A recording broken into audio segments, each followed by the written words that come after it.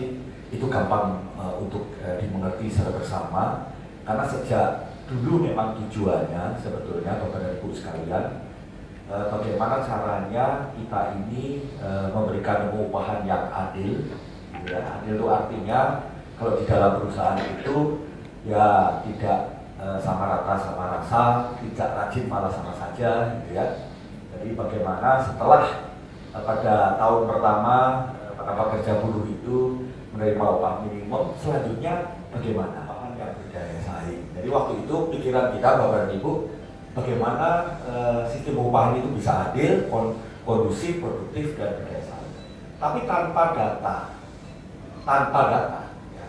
Maka yang kami telah membuat sebuah buku yang namanya Peta Jalan Pengupahan Indonesia, Peta Jalan Pengupahan Nasional. Buku itu bisa didapatkan soft copy-nya sebetulnya.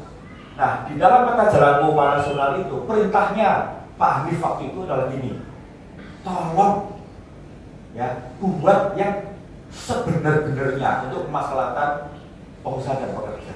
Yang dibuat itu jangan melihat undang-undang yang sekarang, tapi mampu menjawab tantangan zaman ke depan.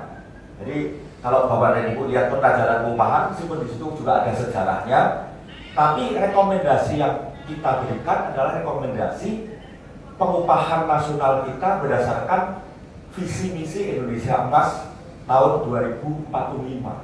Jadi kita sudah membuat sistem pengupahan menuju tahun 2045. Nah, waktu itu kita coba cermati tantangannya apa, gitu kan? Nah, tantangannya pertama adalah Bapak dan Ibu sekalian.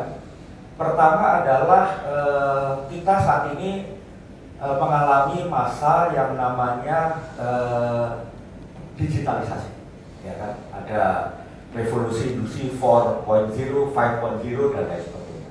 Mungkin kalau di Jambi impact-nya belum begitu besar, ya mungkin, ya.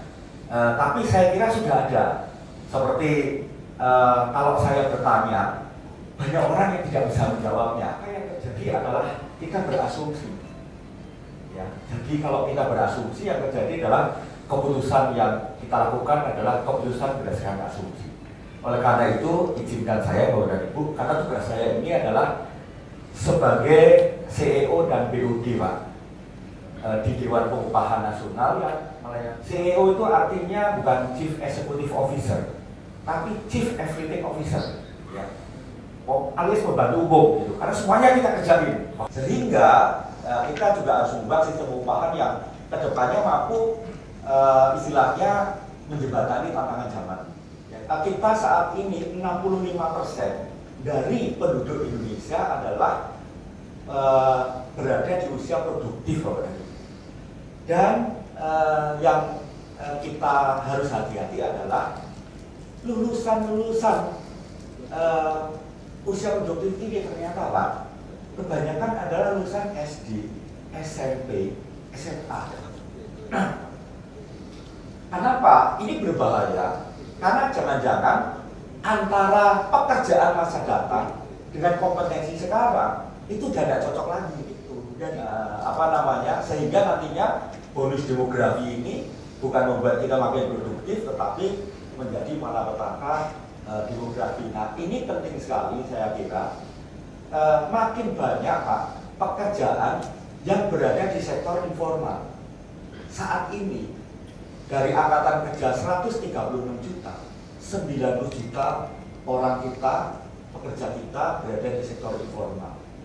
Perusahaan itu perusahaan besar itu hanya 1% Bapak Surya, hanya 1%. Perusahaan besar dan menengah hanya 3%. 97% perusahaan usaha mikro kecil.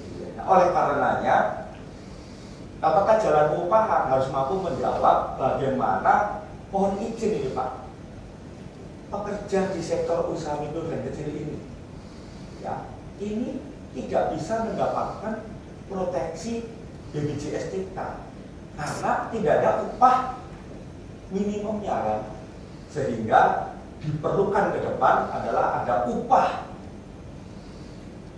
usaha mikro dan kecil yang merupakan upah yang terendah sehingga pengusaha dan pekerja bisa ikut BPJS TK.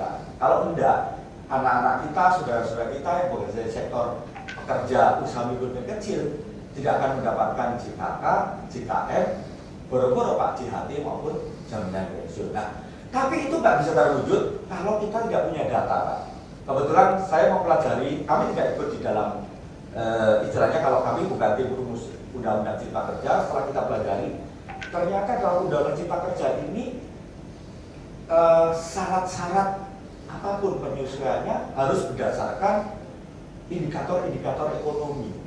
Nah, mau tidak mau, suka tidak suka Bapak dan Ibu, kita harus menyiapkan Bapak dan Ibu dengan data-data di bidang pengupahan, sehingga Bapak dan Ibu serikat pekerja dan serikat pengusaha bisa membawa data itu untuk berunding.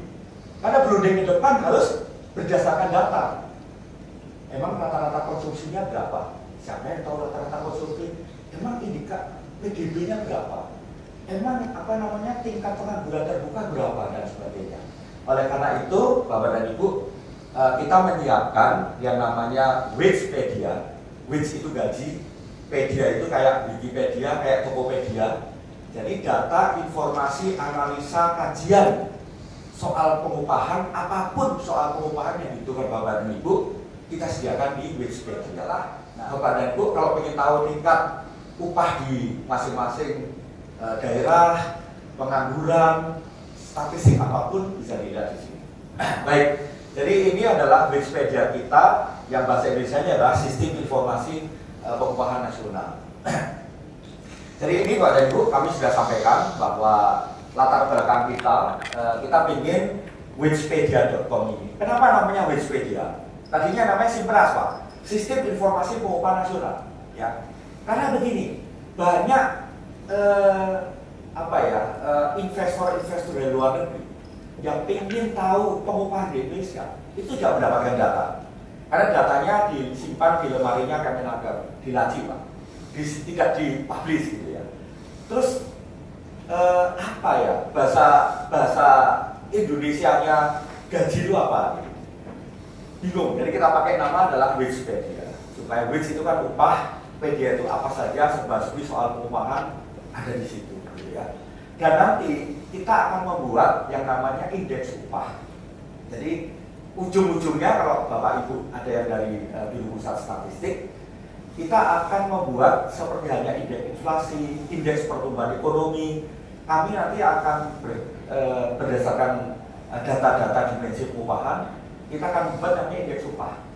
Benar nggak pemerintah itu mengatakan indeks pertumbuhan ekonomi naik, indeks upahnya naik nggak? Indeks upah itu artinya tingkat upah